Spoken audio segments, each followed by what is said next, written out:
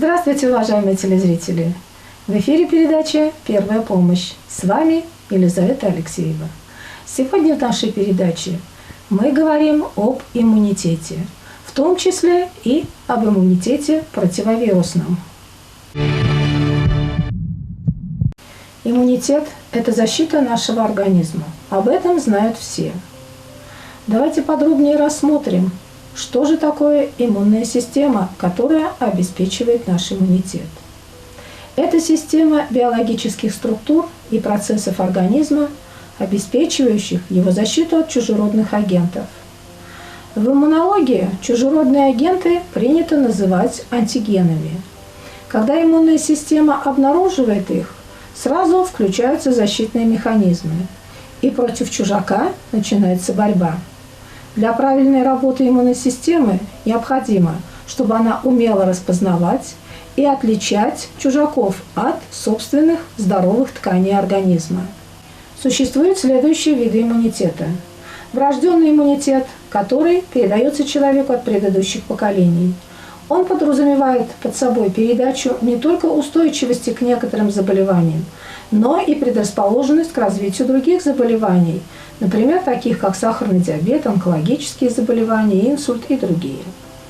Приобретенный иммунитет формируется в результате индивидуального развития человека в течение жизни. Искусственный иммунитет формируется в результате искусственного воздействия на иммунитет человека посредством осуществления вакцинации. Активный иммунитет – это когда защитные функции организма вырабатываются в результате искусственного вмешательства и введения ослабленных антител. Пассивный иммунитет, он образуется путем передачи антител ребенку от матери или в результате введения иммуноглобулина в организм, то есть введения готовых антител. Организм человека находится в постоянной и непрерывной борьбе не только с болезнями, ведь человек существует в агрессивной среде, когда то холодно, то жарко, то слишком влажно или сухо. Именно поэтому в нашем организме существует много механизмов и барьеров на пути вредного агента, будь то вирус, микроб, грибок, токсин и так далее. Что же защищает человека от вирусов и бактерий? Первый барьер – это кожа. Кожа обладает бактерицидным эффектом, но для этого она должна быть чистой, потому что вся гадость, попадающая на нее, задерживается чешуйками, которые надо постоянно смывать. Кожа, конечно, вирусов не пропустит, а вот слизистые оболочки пропустят легко. Если вирус попал на кожу, то сам человек легко занесет его в нос, в глаза, в слизистые оболочки полости рта грязными руками. Второй барьер – это кольцо лимфоидной ткани. Те самые миндалины и аденоиды, которые не пускают вредные агенты дальше в легкие. Вирус активничает в носоглотке, но не может пройти дальше. Существуют островки лимфоидной ткани в кишечнике, в аппендиксе, который раньше считался рудиментом. Тоже есть часть иммунитета. Третий барьер – это лимфатические узлы и селезенка. Они тоже служат защите организма от инфекции. В последнее время появилось множество статей о так называемом микробиоме. Это полезные бактерии, которые живут в нашем организме, в основном в кишечнике, и выполняют множество функций. Например, вырабатывают некоторые правильные жирные кислоты и витамины. В том числе они занимаются и защитой нашего организма, участвуя в нейтрализации болезнетворных агентов. Вес микроорганизмов, полезных в нашем организме, в нашем кишечнике достигает около 2 килограммов.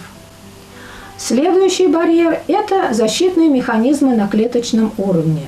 Они очень сложны. Здесь работают белые кровяные тельца, лейкоциты. Главная их функция – защита, клеточный иммунитет. Именно они в ответ на проникновение чужеродного агента, то есть антигена, превращаются в плазматические клетки и вырабатывают специальные белки, антитела или по-другому иммуноглобулины, которые связывают и нейтрализуют врагов. Причем для уничтожения каждого конкретного антигена организм вырабатывает специфические антитела. Они подходят к антигенам как ключ к замку. Антитела связываются с антигеном, и после чего весь этот сложный комплекс уничтожается организмом. Так организм борется с заболеванием. Более того, лимфоциты создают так называемые клетки памяти, которые сохраняют информацию о когда-то проникшем в организм чужаке, антигене. Это иммунологическая память, которая защищает человека при повторной встрече с тем же антигеном. Это и есть приобретенный иммунитет, который может быть стойким или нестойким. Но пока в организм человека не попадет этот самый антиген, клетки, естественно, иммунный ответ выработать не могут. Поэтому человечество придумало вакцинацию, то есть искусственный иммунитет. Прежде всего, иммунная система человека защищает его от многих микроорганизмов, которые населяют нашу планету. Так, в одной капле воды может содержаться до десятков миллионов микроорганизмов, и убить их всех невозможно. Многие микроорганизмы полезны для человека. С их помощью человек научился получать разнообразные продукты питания – хлеб, квас, кисломолочные продукты, йогурты, сыр, творог и многие другие. Но имеются и болезнетворные микроорганизмы, которые могут приводить к тем или иным заболеваниям. Особенностью вирусной инфекции является способность вирионов, то есть вирусных частиц, переходить в латентную форму внутри клетки хозяина. Вирус прекращает активность. Его антигены не определяются на поверхностной мембране клетки жертвы. В таком состоянии он недоступен для иммунной системы, и она не может его уничтожить. Возбудитель нынешней эпидемии, коронавирус, до последнего времени считался безобидной инфекцией, потому что именно коронавирусы обычно вызывают те самые легкие острые респираторные вирусные инфекции, которые не приводят к серьезным осложнениям. Вирусологи считают, что подобные сезонные заболевания вызываются этим вирусом в 30% случаев. Выделен коронавирус был в 1965 году и не вызывал особого интереса исследователей до тех пор, пока в 2002 году не случилась вспышка атипичной пневмонии, вызванной мутировавшим коронавирусом с летальностью почти 10%. Затем была вспышка ближневосточного респираторного синдрома в 2012 и в 2015 годах. Проблема нынешнего вируса в том, что он новый. То есть человек не защищен от него специфическим иммунитетом совсем. Иными словами, человечество встретилось с агрессивным незнакомцем, от которого можно ждать все, что угодно, от самых тяжелых проявлений болезни до легких, типа острых респираторных инфекций. От бактерий человек придумал антибиотики, и это была революция в медицине. Именно благодаря этому открытию увеличилась средняя продолжительность жизни человека. Человек перестал массово умирать от страшных инфекционных болезней. Но любой грамотный врач скажет вам, что антибиотики должны назначаться только по определенным показаниям, а именно при бактериальных инфекциях и никак иначе. Ни в коем случае нельзя принимать их для профилактики болезни. Нужно хотя бы свой микробиом пожалеть. Он тоже уязвим к антибиотикам. Да и резистентность, в народе говорят привыкание, у бактерий к антибиотикам может возникнуть, и тогда, в случае необходимости, антибиотики уже не помогут. Против вирусной инфекции антибиотики абсолютно не работают. Их назначают только в случаях присоединения бактерий, например, при вирусно-бактериальной пневмонии. В отсутствие специфических лекарств от вирусной инфекции единственное спасение человека – это иммунитет, лучше искусственный, нежели приобретенный через болезнь. Во время вакцинации человеку вводят штамм умерших или ослабленных агентов, которые болезни не вызывают, но при этом антитела к ним вырабатываются. В любом другом случае человек может заразиться и получить все прелести, в кавычках, инфекции в виде осложнений или летального исхода. Наша иммунная система работает очень эффективно, качественно и грамотно. При любой угрозе она включается мгновенно, не спрашивая нашего разрешения, и действует молниеносно. Ее не нужно стимулировать, главное – не мешать ей.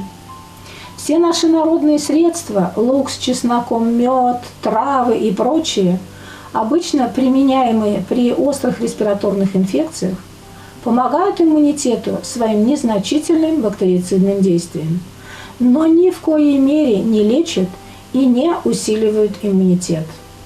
У людей с тяжелыми хроническими заболеваниями, такими как гипертония, атеросклероз сосудов мозга, ишемическая болезнь сердца, сахарный диабет, иммунитет тоже не снижается.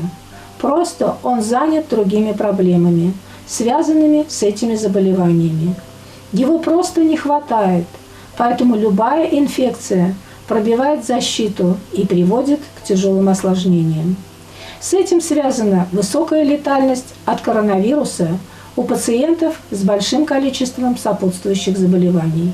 Иммунная система просто не успевает эффективно реагировать на эту инфекцию. Часто спрашивают, как укрепить иммунитет. Конечно, иммунитет не укрепляется за несколько дней. Что же в ваших руках? Займитесь укреплением здоровья в целом. Иммунитет укрепляет хорошее питание. Организм должен в достаточных количествах получать те или иные витамины и питательные вещества. Второе – это здоровый сон, а также движение. Все виды физических упражнений при разумной нагрузке – это бег, плавание, гимнастика, занятия на тренажерах, пешие прогулки, закаливающие процедуры – самым благотворным образом сказываются на работе иммунной системы. Отказ от курения и алкоголя очень даже важно для иммунитета. Бережное отношение к своей психике и психике окружающих людей. Постоянное нахождение в состоянии стресса ведет к крайне негативным последствиям. Старайтесь избегать стрессовых ситуаций или относиться к ним более спокойно. И также для укрепления иммунитета необходимо соблюдение гигиены. На риски заражения вирусом COVID-19 и тяжесть течения коронавирусной инфекции могут влиять индивидуальные генетические особенности иммунной системы. Именно поэтому так важно соблюдать режим самоизоляции. Ведь никто из нас не может предвидеть, как среагирует наша иммунная система, если произойдет заражение, будет ли заболевание в легкой или в тяжелой форме. Наша передача подошла к концу. До свидания. Берегите себя и своих близких.